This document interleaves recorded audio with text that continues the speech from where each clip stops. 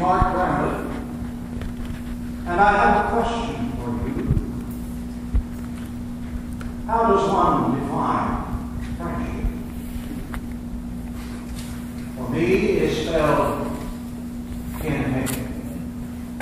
We became acquainted some 45 years ago while serving churches in metropolitan Atlanta. Our ministries brought us together while socializing, attending state and national conventions, retreats, golfing, and dining together.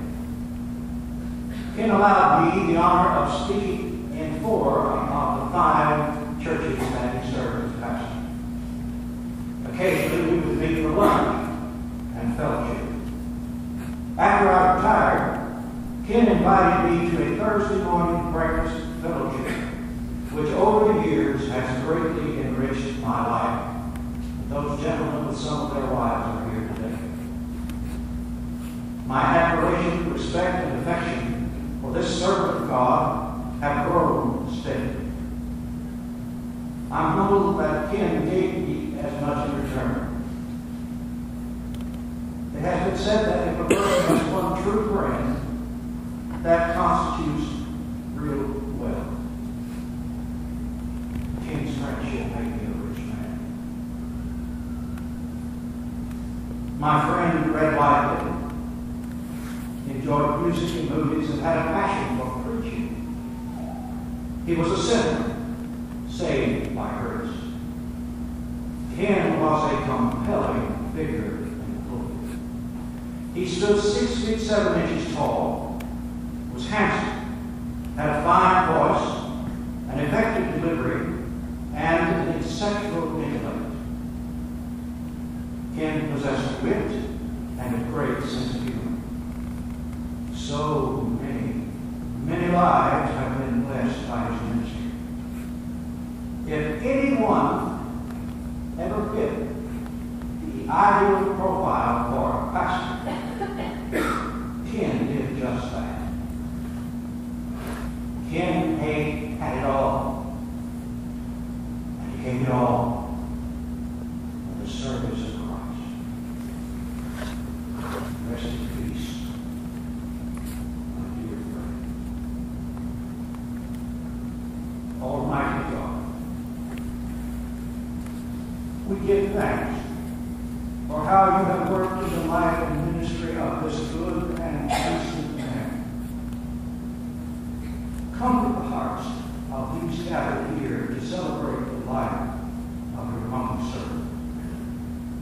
While we mourn his loss, we grieve.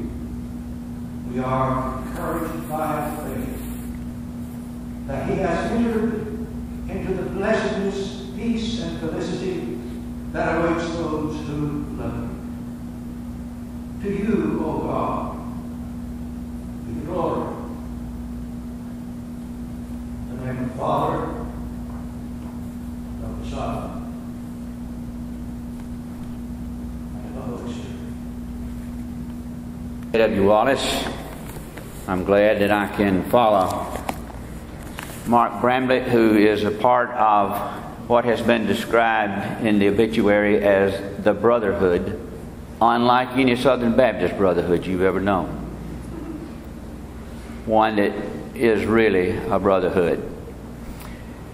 John wrote and said, "Let not your heart be troubled. You believe in God, believe also in me. In my Father's house are many mansions. If it were not so, I would have told you.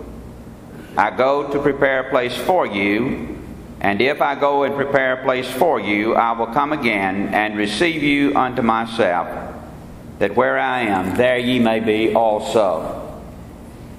And then from the book of Thessalonians, "But I would not have you to be ignorant, brethren, concerning those who have fallen asleep, lest you sorrow as others who have no hope. For if we believe that Jesus died and rose again, even so God will bring with him those who sleep in Jesus.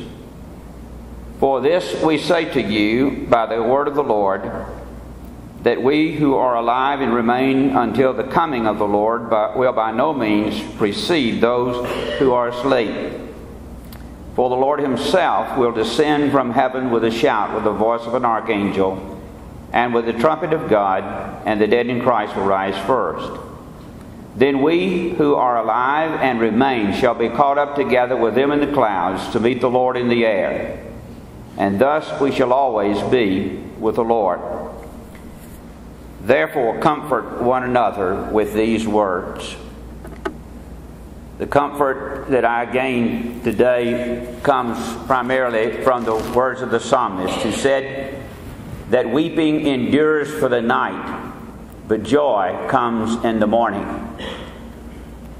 To this family, I want to dispel a myth. Some of you have heard that preachers' children, family are bad because they play with the deacon's children. Or perhaps you've heard it said that preachers' children are a lot like plumbers' children. You know, plumbers always have a leak, and preachers are always bad. But let me give you 3 images that I want to share with you about what this family has done for me. Not just in the last few days, but for years. Linda, I'd like to know this.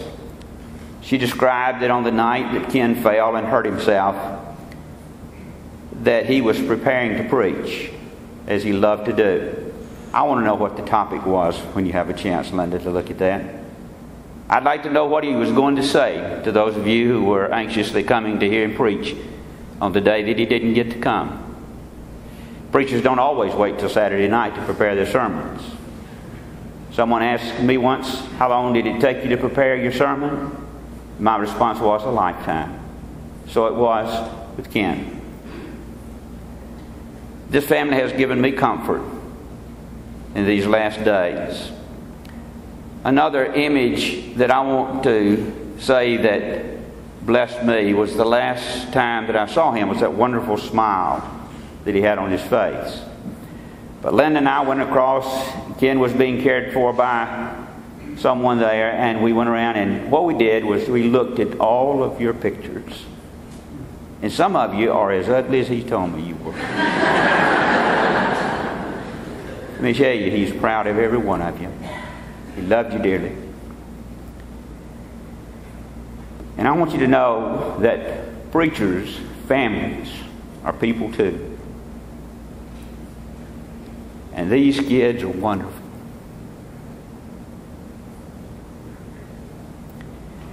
They have blessed my life. I've not seen them in years.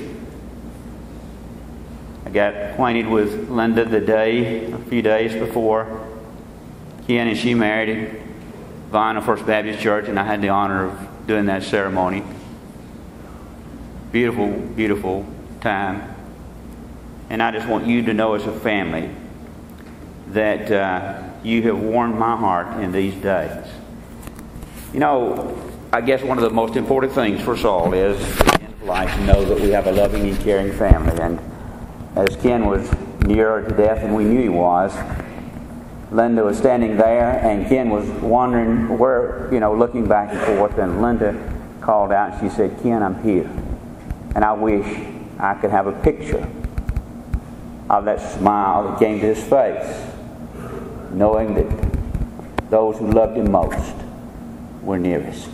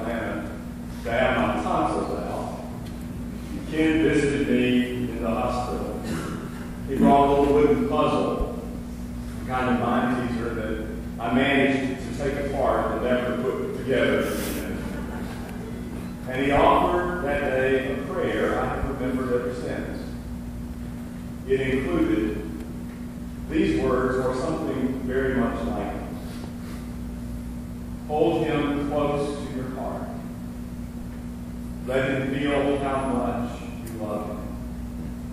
And assure him that everything is going to be all right. So, Ken, I said, I don't have a puzzle for you. But I want you to know that God is holding you close to his own heart. Ken, God loves you so much, no matter what happens, everything's going to be all right. I reminded him that during my college days at Georgia Southern, I served as interim pastor at the Rocky Ford Baptist Church in Rocky Ford, Georgia, after all the Grubbs had left there. One Sunday afternoon, after morning worship at lunch, I was in the little office, the little room that I used as an office, busily preparing something to say at the Sunday evening service, because even those preachers sometimes prepare the morning sermon before Saturday night. I never prepared a Sunday night sermon before Sunday afternoon. Anyway, I was preparing the evening service. And in came one of the deacons who announced that we were having baptizing and the Lord's Supper that night. I told him I had never led either one. And he said, well, you got all afternoon to figure it out. So I fretted for a while, and then I thought, I'll just do what Ken did. And that night, I channeled as much of Ken Haag's example as I could manage to channel. And it strikes me that in many ways, throughout the years of my ministry, that's what I continue to do. When I told him that story there in the hospital, he said, we never know about the power of example. I also thanked him for that Sunday afternoon when, as an 8-year-old boy, I walked 3 houses down the hill that was the street we lived on to his house. I was there all the time. You all remember I was there all the time. More or less to play with Tony. But that day, Ken knew somehow I was there to see him instead. We went in the living room and we talked about Jesus and my desire to profess faith in him. And Ken handed me his Bible, opened to John 3:16, and asked me to read it. And I read it. For God so loved the world that he gave his only begotten Son, that whosoever believeth in him should not perish but have everlasting life. Then Ken said, this time I want you to read it this way. I want you to put your name in. And then he pointed to places where he wanted me to put my name. Now, many of you know this is the case, and I don't have time to account for it because I don't understand it myself, really. But my nickname when I was a boy was Gigi. So, here's what I said. For God so loved Gigi that he gave his only begotten Son, that if Gigi believed in him, he would not perish, but have everlasting life. And then Ken led me to pray for Jesus to forgive my 8-year-old sin and ask Jesus into my heart. Now, I was never a little boy, but I was a younger boy. I was not a little boy. I was rolling, holy, slow, and clumsy. But that day, I skipped back up the street to our house, singing Jesus Loves Me, this I know. And a few weeks later, Ken baptized me. When I was 11, during an evening service, I walked the aisle and told Ken I thought God was calling me to ministry. He wisely suggested, I am so grateful for it. He wisely suggested that we just tell the congregation that I was committed to doing with my life whatever it was God wanted me to do. And I thank God over and over again that Ken knew I didn't need to wear his future boy like around my neck throughout many years, some of which were tumultuous with doubt.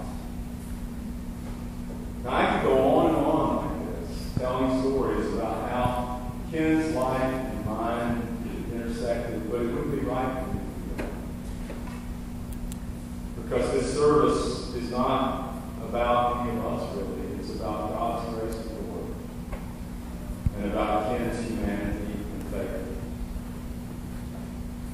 But I do tell these stories out of gratitude and out of my awareness that there are hundreds, if not thousands, of such stories in your minds and hearts. Everyone in this room, nearly everyone in this room, has at least one story to tell. And then there are myriad of people who aren't, who have stories to tell about how Ken touched their lives. Maybe Ken led you to faith in Jesus and baptized you. Maybe he visited you or someone you care about in the hospital. He walked to and from the open grave, helping you find the courage and the faith you needed to leave your loved one there and to cling to God. Maybe he listened to you when you were hurting, searching, or struggling with this week, and prayed for you that you would have the Spirit's guidance. Maybe his sermons made Jesus real to you. I remember as a boy when he preached, I thought he must have just come from the places he was running. Just had conversations he told us about. Maybe his teaching opened the Bible to you. Maybe his realistic optimism convinced you that no matter what you had done or failed to do, your life could begin again after all. Maybe his devotion to the church, even when it disappointed him, caused you to care for it too. And to serve it more selflessly than you've ever served. So many stories. In your hearts and minds, and the hearts and minds of other people. So I'm going to ask you to do something that I hope will help you. I'm going to ask us to stand in various stages of the stay standing for just a minute. If you're a colleague of Ken's in ministry, part of the breakfast group or whatever, if you've been a colleague of Ken's in ministry, or you felt a call to ministry while Ken was your pastor,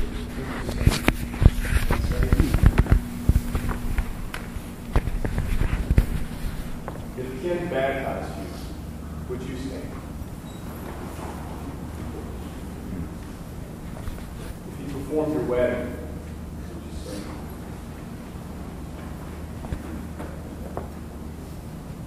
If he presided at the funeral of someone you loved, would you stand?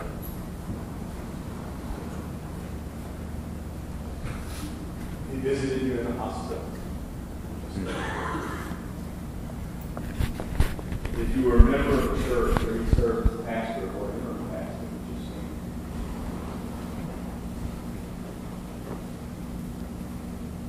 Look around. It's remarkable. And there are hundreds of others who would be standing.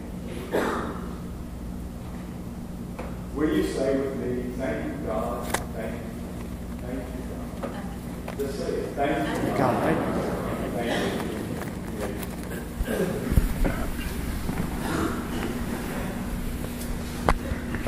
Of course, his life included more than the ministry, to which he gave himself fully and willingly. He loved his family. We heard about that.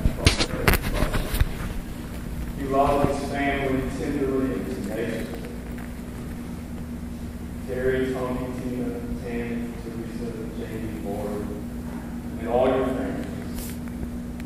He loved you in the best ways of father and grandfather and great-grandfather.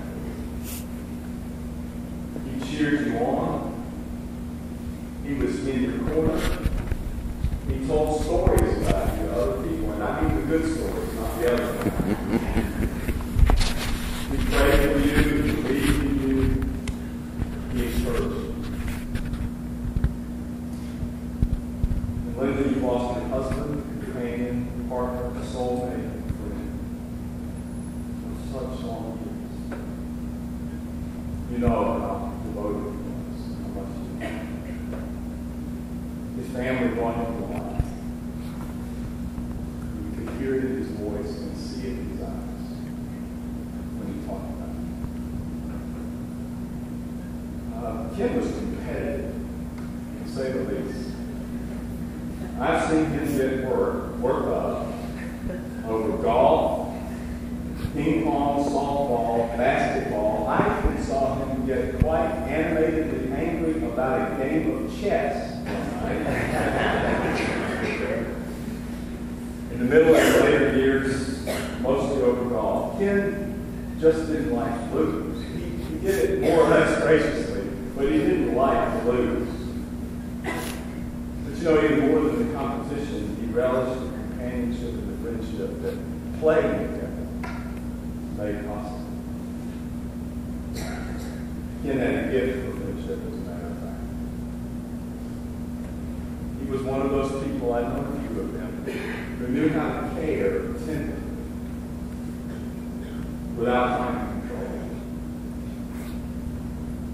He knew how to encourage without being superficial. You know what I mean? To encourage without being superficial. And he knew how to laugh without it being someone else's experience. He cherished especially the friends with whom he gathered on Thursday mornings. Those friends were like brothers to him, and almost every time he and I talked, he mentioned that group or someone in that group. I think it's the kind of private church for him, which sustained him in his ministry. And one of those men read from John's Gospel, J.W. read from John's Gospel. Some words that are really familiar to us, but still astonishing. They are words of promise which Jesus spoke during the waning hours of his life.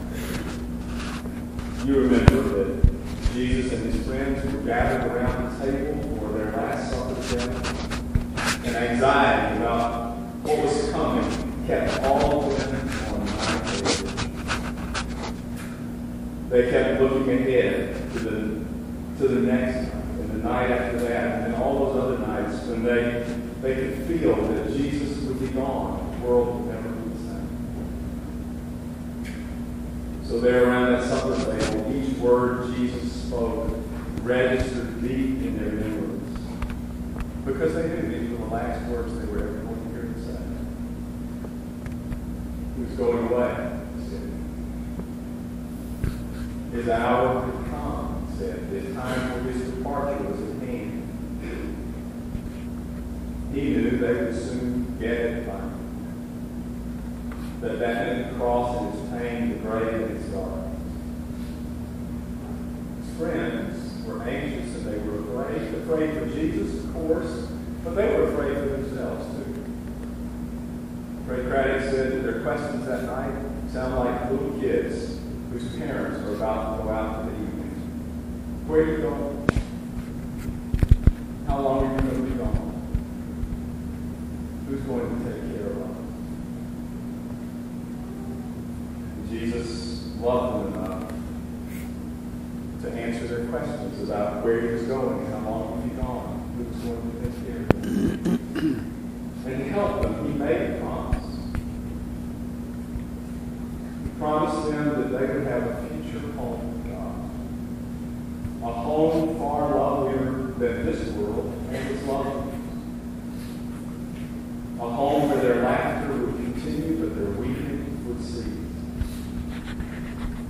A home where their joy would be magnified because their hurts would finally be healed. Jesus told his friends, yes, I'm going away, but I'm coming back. And when I do, I'm going to take you to a great, good place. A place better than you can imagine now. A spacious house of God's love. A gracious home of God's ways. Do not let your hearts be troubled. Believe in God. Believe also in me, because Because in my Father's house there are these spacious, beautiful dwelling places. And I'm going to make them ready for you. And in due time, I'll come get you and take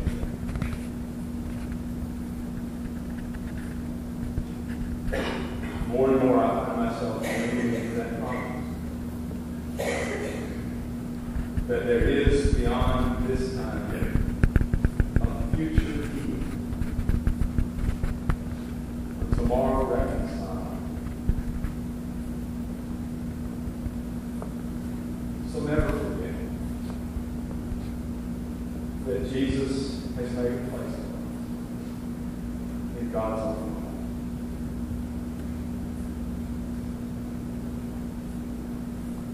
Joy and responsibility of kingdom ministry was to be sure people knew that dwelling place was good. And it's as complicated and simple as realizing that God didn't just want the whole world, God wanted you. And all you have is turn to Jesus. That day in the hospital, after we talked a while, it was tired. Of course, it was tired. So I just spooned a few small slivers of ice into Kim's mouth. And I put my hand on his shoulder and stood there quietly. And after a time, he said, God has been so good. I have been so blessed. Now, I didn't speak. I couldn't speak. I was choking back with tears. But what I thought, as I stood there beside him and sorted back through my memories of him, what I thought was, yes, Ken. Yes, God has been so good. And we have been blessed